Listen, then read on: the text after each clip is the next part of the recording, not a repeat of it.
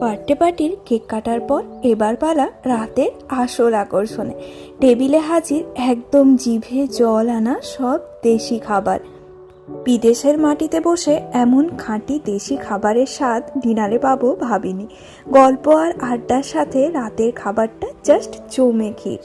আজকে রাতের খাবারের মেনুতে ছিল বাটার চিকেন, নান, পনির, ডাল মাখানি আর সাথে ছিল জিরা রাইস। সবগুলোই আমি একটু একটু করে জাস্ট টেস্ট করার জন্য নিয়ে নিয়েছি। এই যে আমার আজকে রাতের ডিনারের প্লেট একদম রেডি।